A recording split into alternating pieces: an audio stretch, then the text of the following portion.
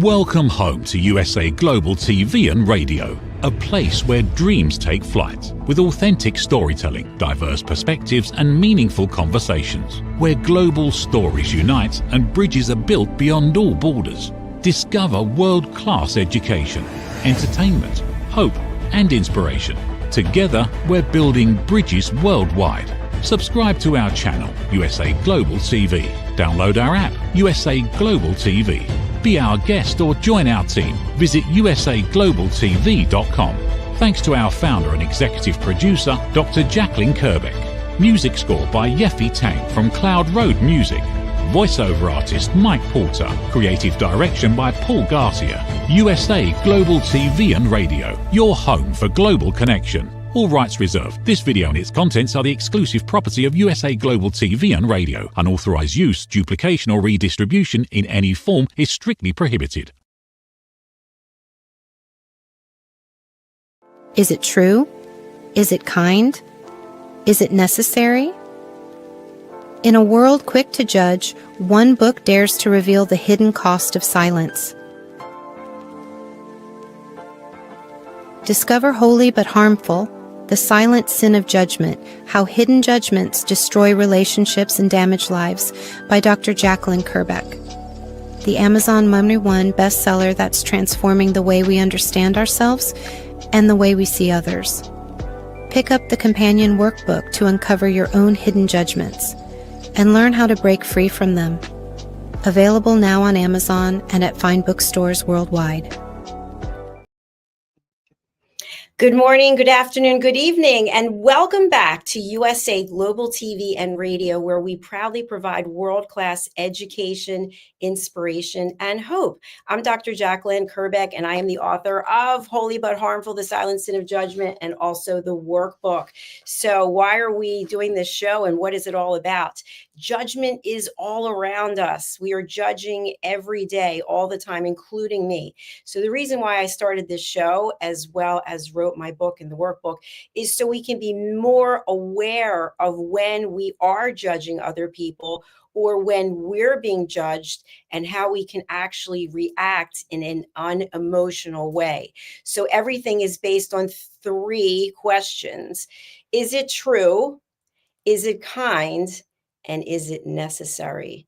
Today, we have a wonderful guest, someone who has been here with us before on other shows. And I love when people come back and share their knowledge and expertise. And we're going to be looking at cybersecurity. We're going to be looking about what it teaches us about human behavior. So who is our guest? Our guest is Charles Breakfield, and he is a techno geek, as he would say. He's also a cybersecurity expert, and he is now a full-time author. Let's welcome him to the program and start our conversation. Charles, welcome. Jacalyn, thanks for having me in. Hi, it's good to have you here. We don't see you right now, which is interesting because we just saw you backstage. So I'm not sure where you are, but I see that you were with us. So Charles, for people who are joining us for the first time, you are a full-time author, but you've had a very successful career that actually led so many examples and so many instances and so much experience that you're able to translate it through your written work. Tell us about your background. Well, boy, I don't know what's the matter with the camera. He says he's on, but he's not paying attention. Oh, great! Now you're gone too.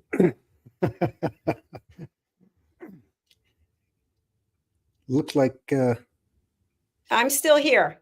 Oh, you're still there? Okay, I'm still here. All righty. In the cyber world, I did voice engineering for Fortune 50, Fortune 100 companies, and the issue with it is that it has to be secure. You can't just, here's how it works. Okay, fine. Can you make it secure? Because the bad people are always after a way to get in. I liked your 3 questions up front. Is it nice? Is it kind? Is it factual? Well, in my world, the answer is no, no, and no. Okay, that's where we start. And so it was a good proving ground for knowledge learning experiences, and the big thing that we always we rely upon, trust. And that's one of the things that gets. I guess it's a subtlety. We all have that same prejudice. We want to believe. We want to trust. I want to trust that. My hair is messed up. You'll say, psst, psst, psst, Charles, fix your hair. I know it's a silly example, but I would trust. There's a certain kind of trust that I have that I think is important, and we all cultivate it. What's really terrifying and really sad, depressing, I guess, is when it's used and it's weaponized against you.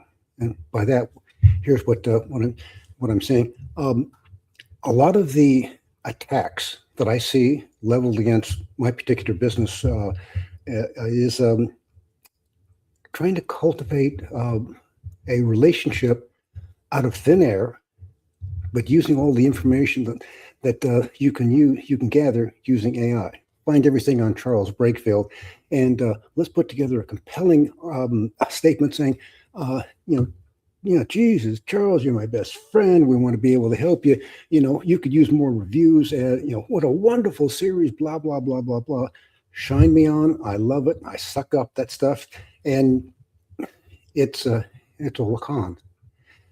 And when you get down to it, it's like, okay, but if you'll just send me, $3,500 for my friend, my inventory of 2,000 my best friends, and we'll take care of all those problems of marketing that you seem to be struggling with.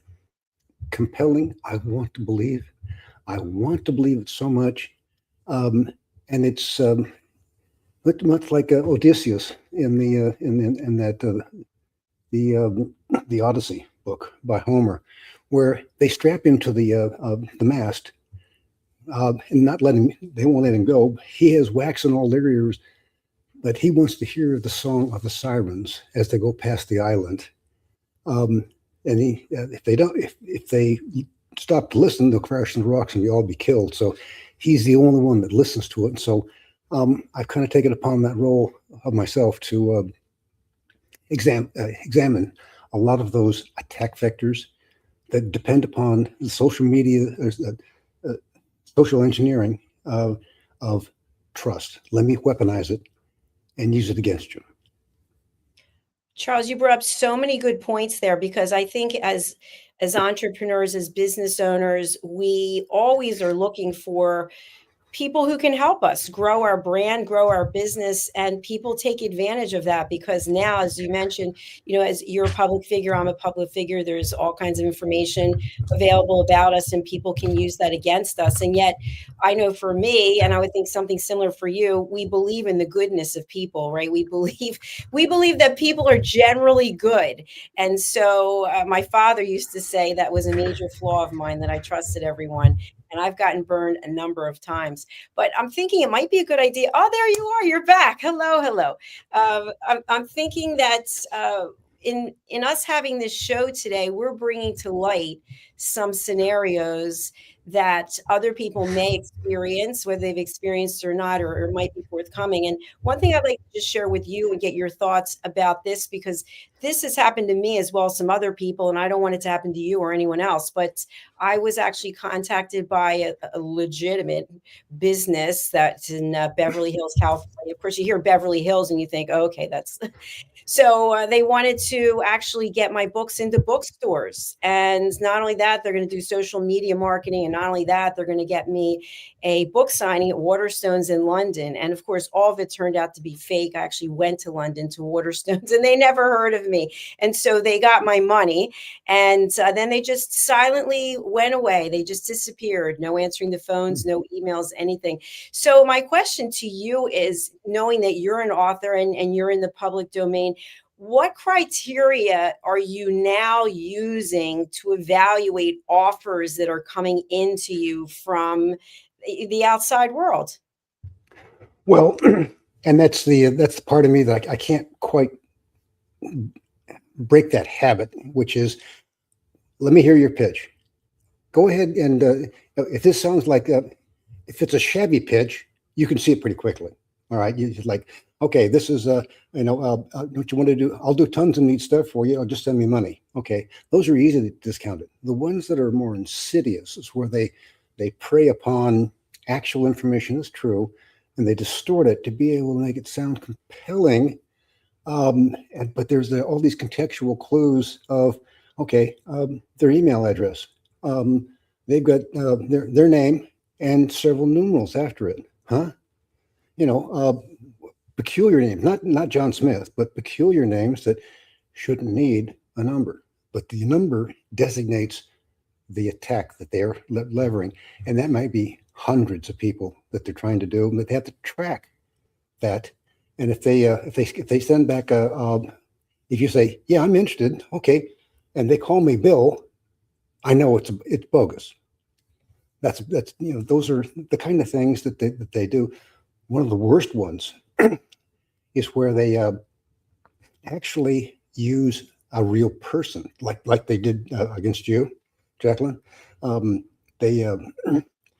They use their email address. They use their link for a published book, and this all looks good. And I was at a book signing in Denver 2 weeks back, and I saw that person's book on the shelf. I'm not going to tell you who it is because he's being hacked, and I'm going to have to send a note to him saying, do you know your information is being weaponized to be able to convince somebody? And it went right back to, they said, it sounded so good. I said, yeah, tell me more. Oh, by the way, if you want to do the kind of stuff I've got, go to this company and they'll handle all your marketing for you. And I went, wow, that was a good one. You almost caught me on that one. But you have to be able to, and being the techno geek that I am, and I'm always questioning, looking. I don't understand, why would you do this out of thin air? And the answer is you're doing it to hundreds, maybe thousands of people, and they're tracking it back to a spreadsheet that says, okay, here's a sucker we can exploit, and once the money's gone, it's gone. Yeah, that's the truth. In fact, yesterday I heard one of our team members, all of her bank accounts were hacked and all of her money's gone. Ooh. And I think to myself, how can a person live with themselves knowing that they're taking someone's hard-earned money? And in the scenario where I mentioned to you what happened to me, two things stand out to me now that did not stand out to me before. I kind of was questioning it, but now I'm kind of like, you know what? That was a red flag. The first was the guy is located in Beverly Hills, but he can only contact me on WhatsApp. And of course, with WhatsApp, there's no voicemail. It just rings and rings and rings. And so he would never get back to me. It was when he would reach out to me. And then the second thing is that the company only took money from a wire transfer from my bank, and their bank was in New York. And so I said, well, do you have locations in New York? No, we're expanding. Well, why is your bank in New York? Well, we started, it's some like convoluted, which now it stands out as a red flag. Exactly. Yeah. Whenever I get picked on for somebody, and this usually happens on LinkedIn. Sorry, LinkedIn. But that's where some of the predators hang out, looking for people that have got good traction. They're funny, good looking like me. And what they do is it's usually a very compelling female figure, me being male, and usually young, and they have a very short resume, but they like, oh, I need to, I need to talk to somebody. I need this. I want to, you look like a good person. And they play that social engineering trust card to be able to get you to that point where they say, can you, are you on WhatsApp? That's a dead giveaway. They're a predator looking to be able to fleece you if you're on WhatsApp. So I always put back, oh gosh, no, I can't, because that's for young people. And they always say the same thing. Oh, age is just a number, and it's a stock answer. So there's like five people that do that all the time, but they do it across the planet. Well, thanks for sharing that about WhatsApp. I think that the other thing that's interesting about WhatsApp is I'm a peace ambassador. And so we have training every Saturday, but everyone meets on WhatsApp. That's like their main point of communication, I guess, because it's free. And so I don't engage in any of the conversations because I don't know. They start with one group and then they make other groups from it. So there's like 10 different groups and I don't know what's going on. So to me, that's kind of a red flag. Yeah. But I feel that another area that, especially on Facebook, we've had team members here who have been victims of this, is cryptocurrency. They read what the person's posting and maybe they're going through some hard times or something's going on and it's a young woman and it turns out that it's all fake, but it's a young woman and, I can help you and I'm here for you. And then eventually I need money. So Yeah. can you please send money? Eventually, I don't know how many times they interacted, but it's a red flag. So what about the legitimate people? Are there legitimate people who are reaching out on LinkedIn or Facebook or other places? And how can we ascertain very quickly? You mentioned that, you have some telltale signs now, but for people who they really have no idea, maybe they're lonely, maybe they're just starting their business and they really are interested in any followers they can get. And that's something you have to recognize in yourself. Are you vulnerable? Let's be fair here. I mean, I'm an indie publisher. I've got several books, and I think, I should have Netflix after me, for all the stuff that I've got teed up, and it's all current and relevant and accurate, and fictional characters, and and then somebody hit me 2 weeks ago, and it was, we'd like this book you just released. We'd like to be able to take it to Tubi. What can we? And it was an innocuous email, and I started. I always look at if you don't have a website on there, you don't count. You're just your client. He had a website, but he was somebody else's website, and so I went there like, okay, this looks legitimate. Is his name? He says he's a director. Is he on the about this organization? Oh gosh, there's his name. Okay, good. But it's a dead giveaway when they, sign their name wrong on email correspondence. And so I don't want to give away all the secrets, because anybody that's a pirate, a thief, criminal listening to this program, I don't think you have that kind of clientele, Jacalyn. I'm not accusing that, but I don't want to teach the bad guys what they don't know. No, I agree with you. I appreciate that. And, Charles, it's interesting. Just yesterday, I received an email from what looked to be a legitimate Gmail account, meaning that there was actually a name and then at gmail.com, and it was coming from one of my clients, allegedly asking for me to send them another pay stub. And I thought that's interesting because I have no employees. So I texted my client and I said, I know that you're just about to start your show. Are you actually emailing me from a Gmail account? And she said, no, I am not. And then they wrote back to me 2 more times. I'm still waiting to hear from you. So they think they're getting really, their masquerades are showing up in different ways. They're wearing different masks, but they're still criminals. Yeah. And that's always the proper approach. No matter what you're hit with, verify it, check and see, does this individual actually exist? Now, if they say they're with this company, and they've gotten cagey about using other people's organizations. And I actually reached out to one in Florida. I said, "Did you know I've been invited to show up and for this book signing and book club at your hotel?" They sent back a note and said, "OMG, really? We've never heard of this person. Thank you for alerting us to this nonsense, because we're going to take action against whoever's doing this." So reach out through a different channel to verify. Did you send this? Are you really? Do you know what's being asked on your behalf using your name and credentials? And 9 times out of 10, it's, "Wow, I did not know. Thank you." I even went to the FBI with one that was so horrific. I said, "This is horrible." Somebody said, "Here, I've got this inheritance for this guy. He's dead. I'm the executor of his estate, and I can't find anybody. So, hey, help me get this wrestled through the litigation, and I'll give you half of it." And I went, "Huh? That's not a fiduciary activity.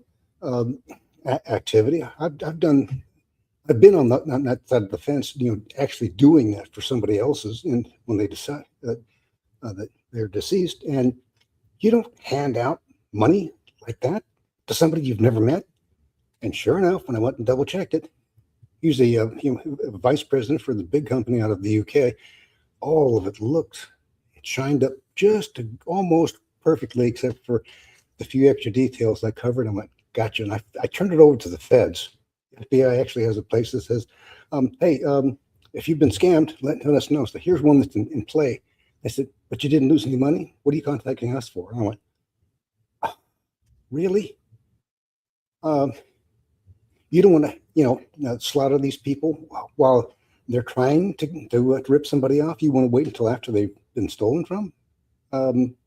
Excuse me, can I talk to your mommy, please? I mean, this is wrong." Yeah. Yeah. And I love the fact that you took the extra step. That's really important. I know for me, when I actually was in London in June, and I was at Fort and Mason, the department store, for afternoon tea. And I thought, you know what, there's a Waterstones. I'm supposed to be doing a book signing on Saturday. I'm going to walk down there and just talk to the manager. And I looked around, there was no signage. There was nothing that I was going to be doing a book signing. And so I got the manager and then the head of the events team. And I emailed the guy in Beverly Hills, and there were like 6 people in Beverly Hills. It wasn't just one. And so one of them got back to me and I said, "Well, I'm standing here with the manager and the head of events here at Waterstones. And they said that they've never heard of me and they have no email." And they continued the charade. And finally, the manager said, "Sir, do you have absolute proof that this author standing in front of me has been given a time slot at this store, at this location?" And it was dead silence. And the guy said, "No, I do not." And he said, "So you basically just made this all up?" And then the guy just hung up. And Yeah. so what I recommend to people is anytime you get a recommendation from someone, because this was a recommendation, do your own due diligence to make sure that you check it out. And Charles, what you were talking about, these cross-checking things, go on LinkedIn. By the way, on LinkedIn, I've also had a number of outreaches from sheiks, how do you say it? Sheiks, like Yeah. princes, and they Yeah. have 100,000 followers, and it turns out to be completely fake. Yeah. It's all highly engineered and polished for somebody who does due diligence. But again, they're preying on your trust. And if they can, I mean, even the banks always say, "We will never text message you saying, 'Hey, your bank account's been raided. Give us a call.'" They won't send an email. They won't do that kind of stuff. Click here in the email to go do this, or click on this link on your. Don't do that. Go to a known real number for your bank, call them and say, "Hi," or go to the bank physically and say, "Hey, look, I got these clowns saying that there's a problem with my bank account." Again, out of band verification is what we call it. You don't use the same channel that they contacted you with, because that's where they drop junk on your machine. And then they really got you in a difficult position, because now they own whatever piece of property you thought was yours. They get to run it. They get to export it, and they'll actually drop code on your cell phone that will let them pirate your bank account and send it to wherever you want to. So I've never been a big fan about putting my banking account on the phone, because frankly, I've never trusted it. Yeah, me, who's been in telecom for 25 years. I mean, go figure, right? Charles, I want to just touch on something in this area. So my bank account was hacked last month before I was going back to Europe. And I went into the bank, and the teller said to me that his account was also hacked, and so were a couple of other people. And he said what happened was, in their case, the three of them, they had gone on a lunch break and they went somewhere that they used their debit cards, and the tapping area was not, you couldn't tap, so they had to put their card into the reader. And he said that was how they captured their information. So he said, we'll give you a temporary card, which of course had no chip. So I ended up not using it, because using your debit card when you're traveling internationally isn't good anyway, I don't think. But anyway, my point is, what are your thoughts about what he shared, that when you have a card with a chip, you should only be tapping it as opposed to inserting it or swiping it? Well, I prefer the tapping because, but even that's vulnerable. There are a lot of bogus card readers that what people do was they'll, particularly in high traffic areas, lunch breaks, where they've got a lot of people going in and out trying to get lunch done, and it's easy to be able to insert a secondary reader. It's a real thin piece of film into the slot that actually captures all of the credit card information, because you're gonna enter the PIN, you're gonna do all this stuff, and that's like that goes into a nice big database where they sell credit cards for, get this, $20 a piece in blocks of 1,000. The other problem with only tapping stuff, you or if they tell you to turn on NFC, near field communications. Your phone is actually pretty cool. It's got some great technology on it that is nicely pirated by people wandering by you in a 6-foot radius. And if you've got NFC on, and it's a setting on your phone, turn it off. Because what it does is it's beaconing to anybody that wants to be able to connect. And if I've connected and I know how to be able to prowl your phone and look for banking information, guess what I'm going to take? The banking information. And yes, I'm going to drain your account. And that's the other way they do it. So near field communications, you turn it on when you need it, you turn it off when you're done. So you're not in there, your phone isn't beaconing saying, hey, come rip me off. So NFC is the setting that we need to look for on our phone. Yeah. You only turn it on when you want it for communications.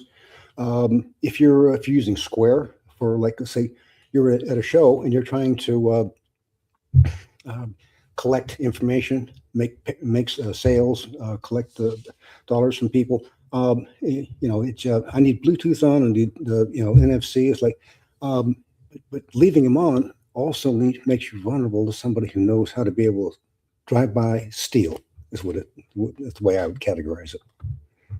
So it sounds like this type of criminal activity has expanded. I know in airports, you always hear, if you're on the Wi-Fi, don't do any banking or anything with your personal information. But now people can just be within 6 feet of us. So it could take place anywhere. Yeah. It just, again, if you're too trusting, thank you.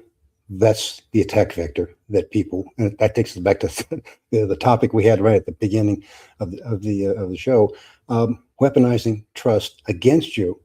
That definitely qualifies as an unconscionable sin, in my opinion, Jacalyn. Thank you, Charles. And you mentioned that you had been in telecom for 25 years. I think I was in telecom for 15 years, but you've actually migrated to do something that someone like me, who's an author, and so many authors we interview here never get to do, which is become a full-time author. So can you tell us how you made that journey to where you are today? Well, it actually wasn't quite what I had in mind. We during the COVID shutdown, where you work from home, and I full disclosure, I have worked from home since 1998. But I've worked for global companies. I've been around the planet, doing stuff that people needed fixed, education, training, whatever. But I always worked from home because the logic of going into the office never made sense early on in the early years of the internet. And so, fast forward to 2023, the world woke up and said, "Hey, it's okay. Everybody go back to the office." And I went, "Excuse me." No, I just got my puppy dog here, and he's nice and comfortable having me close by, and I respectfully decline was my response. It took them a little over 4 months for them to really lose their temper and trash me. So I said, "Okay, well, we'll do it the other way around. I'll do what I want, not you," and that's what I've been doing. So we're now up to 30 published books. We like going on podcasts. I love going to book signings and hanging out with the people. So tell me about your book. Oh, that really jazzes me. I don't have to worry about going through an email or a phone call or dealing with somebody bogus. I can see it in their eyes. They want to hear. They want to know. And they always want to talk to the author, not the marketing dweeb, but somebody who actually put the words to paper. So when it was offered to me to either come in or go away, I said, "I win. I'm going to go away. I'm going to do what I want," and that's what I've done. I absolutely love that. You and I have that in common too, because I always worked from home when I was in corporate, and we had a new VP come in and he said, "Everyone's coming into the office." I said, "No, I'm not coming into the office." Good for you. Good for you. Yeah. But I also want to thank you because on the film and music show, when you were with Dr. Chan, you mentioned publishing at sea. And so I got involved with Dr. Judith Briles. And so I will be on that cruise, even though I am not a cruiser. I don't like cruising at all. I hate cruising, Charles, if I have to tell you, but I'm glad that you'll be there. I'll be there. Well, we'll escort you. It's a great opportunity to be able to hang out with 5,000 of your closest friends. Okay. I mean, there it is. It's an amazing set of circumstances, and then getting off the boat and then seeing stuff. What I really like about the cruising at sea is that you unpack your bags and it stays there for 10 days, and then you pack up all the dirty clothes and head for home. So you're not moving from hotel to hotel, unpacking, repacking, which is tedious. But then they've got the point where they got all of the water slides and everything to be able to. Don't forget to bring your swimsuit and your floaties and your goggles, because there's a lot of things to be able to do for outdoors, because it's right there in the Caribbean. And then they've got shows at night, so they really basically it's like a small city, and the weather's nice and calm, and usually it's just very pleasant. So. I don't see how you can't not have a good time, to be honest. Well, fingers crossed. I went on an Alaskan cruise with my mother, a trip that I earned when I was in corporate, and it was really bad. And the ship was rocking back and forth, and they were handing out bags if you got sick. And that's my memory. But tell us a little bit about the role that you're going to be playing in terms of publishing at sea. Yeah, well, and that's one of the things. There'll be. I've got 3 sessions I'm going to be training on. Here's stuff that I've. Okay, I'm self-taught. I know how to be able to build videos with using an AI engine and of my books, and I'm teaching people how to be able to do that. How to be able to enter some of the subtleties for Amazon in their A+ area. I'll be teaching about that, and then security was the third one that the Dr. Briles has asked me to be able to train on.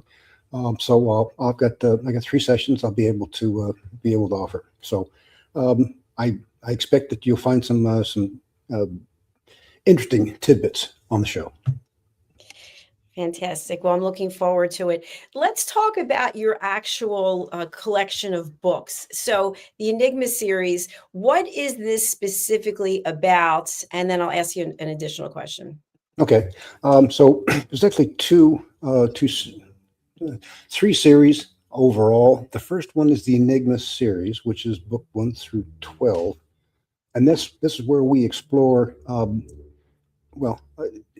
the background on the books is that this is the third generation of cyber good guys in today's world that are fighting the cyber thugs, and each one of the books has a different attack vector. So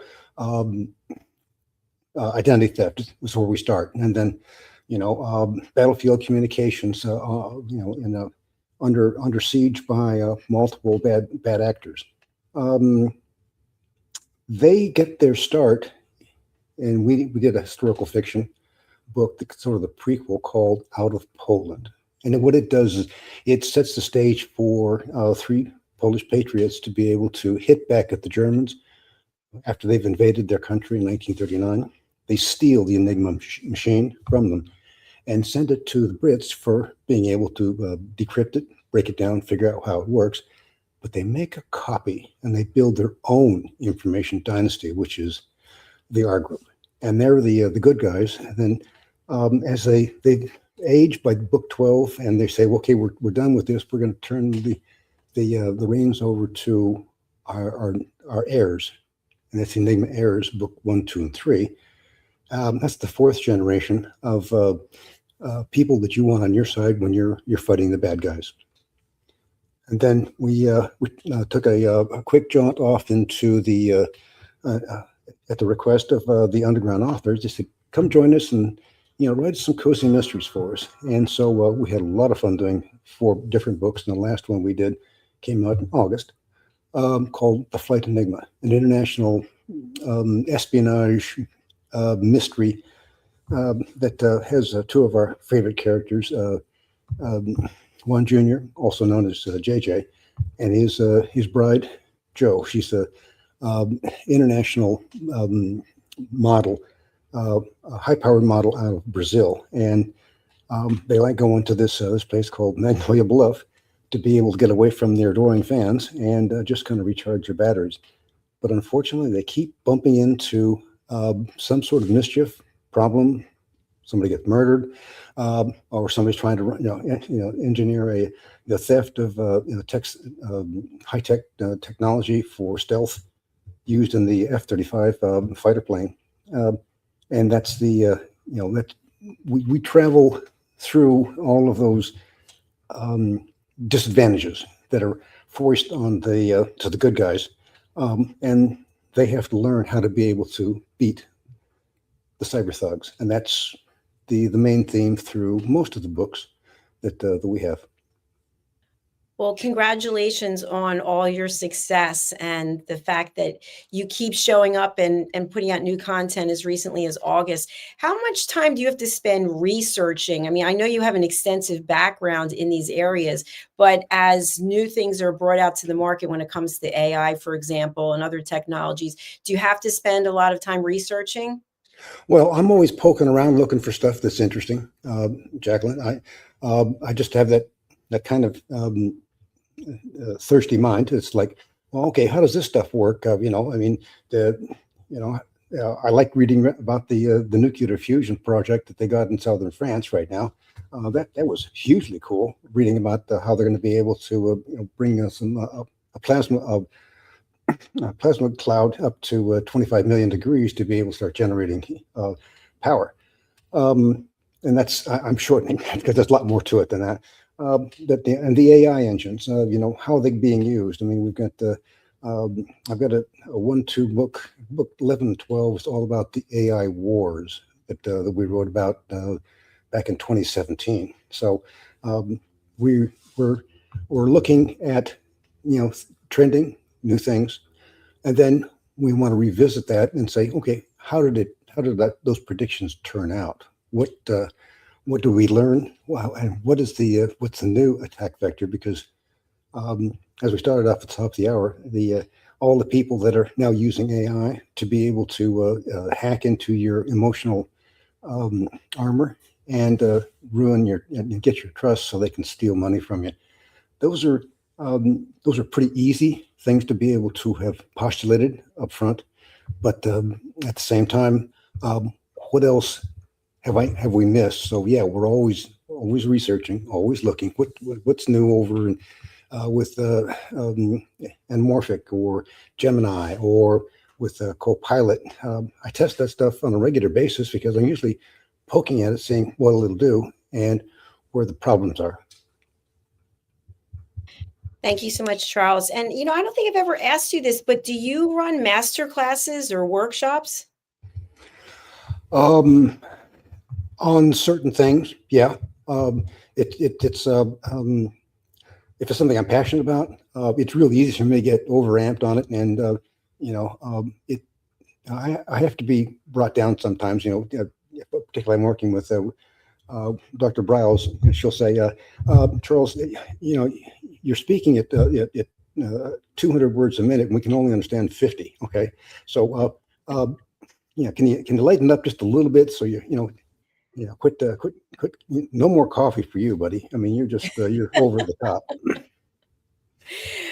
Thank you for sharing that. And another area I just want to tap into, we're coming to the end of our show. I've seen a number of places on social media where they're asking if you want to take an IQ test, all kinds of different tests that they're putting out there. So I've clicked on a couple of them just to see, and I'm like, oh no, they're probably like stalking me now. But what should we be wary of when we see these kinds of advertisements on social media as well?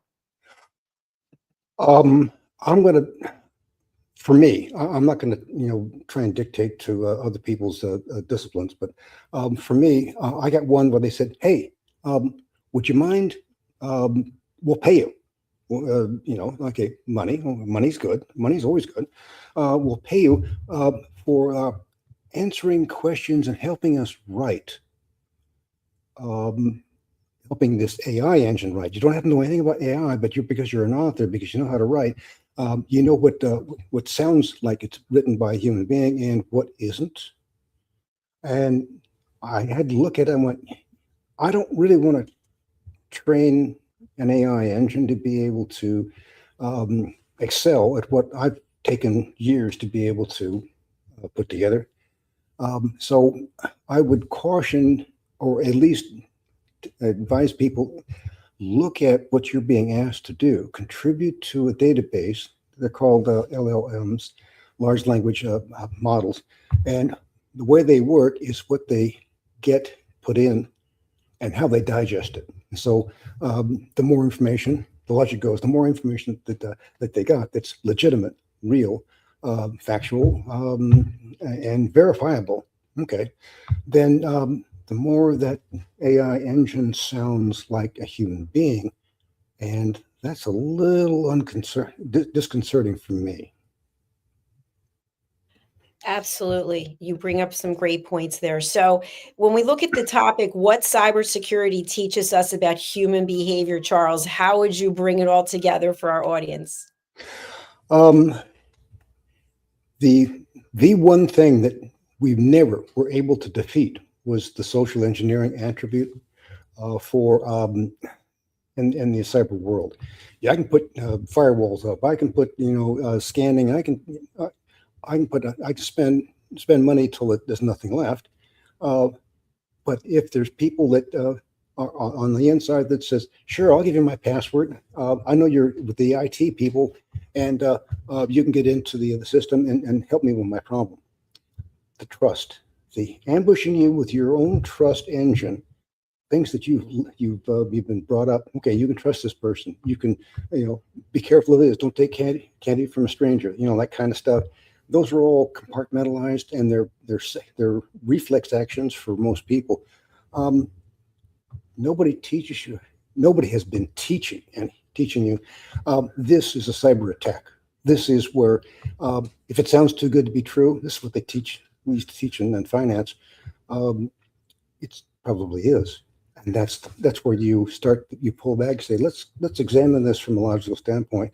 Pull your emotions aside and look at the logic. Why are they contacting you? What have you done to deserve this? If you're famous, I guess the famous people have this happen all the time. They probably have thick skin, and you can't get through to them. You have to get through to their agent to get to them, or their agent's agent, and so forth and so on. So we're back to trust. Your armor is only as strong as your trust abilities to reason with it. We all want to be trusted. We all want to trust, but this is not that world any longer. Yeah, and I think it was Milton Friedman who said there's no such thing as a free lunch. There's a cost associated with everything. So what I really love about what you said, because it's part of what I teach when I teach people how to listen also, is to take the emotion out of it. Put it aside. I'll say to people, it's okay to get emotional about things, but then you have to have a boundary so that you can make rational, logical decisions. So if it seems too good to be true, believe me, because I've fallen for a few things since I started in business. And now I look back and go, oh my gosh, all the signs were there, but I was in a vulnerable place. I wanted it to work. I believed in the people. And, and here's another thing, just quickly putting out there. I really believe in the power of forgiveness. And I believe that people, if they want to, if they're sorry for what they did, they can change. But I've actually been burned a few times by people who they had demonstrated certain behavior in the past, and then enough time had gone by, and then they said that they had learned their lesson, but actually they had not. They're trying to get you to trust them again. So we're back to that same problem. No, trust is something that takes might take years to be able to assemble, and seconds to break. That's right. A reputation can be trashed in seconds. So yeah. Thank you for being here today. I really appreciate it. It's always a joy having you here. Please do come back. And for people who want to reach out to you, we do have your LinkedIn, your Facebook, your YouTube, your website. But who would you like to reach out, and what's the best way to do so? And then how do they get your books? All of our books are available on Amazon. All of our books are available through Barnes & Noble. So we spend a lot of time making sure that the people who don't want to subsidize one or the other they have a choice to be able to make their purchases. An ebook. We've also got them in Audible format. I've got a spectacular. We just got a new win from our latest book that we had turned into an Audible. Derek Scholes is the voice of the Enigma series. We love the guy. Yeah, he's the only person I've ever seen who doesn't flinch when I say we've got 150 characters in the universe, and you got to memorize all it, because I bring him back. We bring him back now and again, and I want the same voice that you used back in book 4. So yeah, those are that's the latest book there, the Flight Enigma. That's a fun one, and then Enigma Factor. That's the first in the Enigma series that sets the stage and opened up a whole lot of fun discussions. The next one, Ransom Enigma. I love that book. I just that's Joe and JJ. They just built their dream home there in Magnolia Bluff. They're having so much fun. They invite the town, and after the party's over, they find a ransom note saying, "Pay me what I want, and I won't tell anybody that you're a famous model hiding out." The Enigma Tracer, that gets us into the first book in Enigma Errors, where Gracie and her brother JJ have taken over the reins of the R group and the subsidiary CATS team. And it's like every young person, they're like, I've got this. I'm going to be able to do it, and until they don't, because they're up against a hardened criminal. Enigma Beyond, that's where I begin the AI Wars saga. That's I'll leave that one to the imagination. And then 2 more books in the Magnolia Bluff series. We get into human trafficking. We get into cryptocurrency being used, and that gets into one of my other favorite subjects. Is like, okay, how does the criminals plan to get away with the bad stuff? Well, unfortunately, there's a whole series of machinery that you can use in cryptocurrency to be able to get your ill-gotten goods and get out. So I'm always interested in how to be able to muddle that up and create a problem for the bad guys, and that's where the fun of the writing comes into place.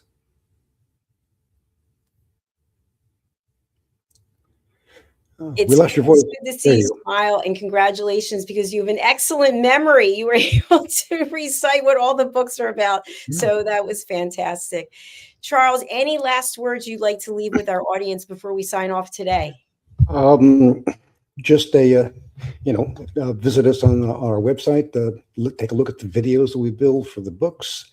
We do it for other authors as well, so that we have an authors area to be able to showcase them. But the enigmaseries.com, that's where the links are to everything in our Enigma universe. Even some free downloads, things to be able to watch out for. Don't feed the fish. Some security tips and tricks that we put out there for free downloads. Just take what you want and use them to your digital protection. Thank you very much. Thank you for sharing your knowledge and your expertise and your experience. It was great seeing you, and I look forward to having you back again soon. Thank you, Jacalyn. Thank you. Bye for now. Bye. Please do connect with Charles. If you look into the show notes, wherever it is you're watching, you'll see LinkedIn, Facebook, the website, Amazon, and just go ahead and connect, because Charles is here providing really valuable information, and he's here to help, as am I. So as we close out the show today, in case you're not aware, a little dream of mine came true. And basically through my friend, Dr. Madeline Chan, she said she saw a singer in me, and I always wanted to be a singer. But when I was just in London, I recorded my first single, and it's called Please Listen to What I Say. And Dr. Chan is actually singing in the chorus with me. So I don't have the file. I'm going to get it, but I'm going to let you watch a little clip that will give you some insight. And I'll see if I can get the actual file, because it's too big to keep here on StreamYard. Let's take a look. Listen, babe, now, listen, babe, now. Listen, babe, now, listen, babe, now. Listen, babe, now, listen, babe, now.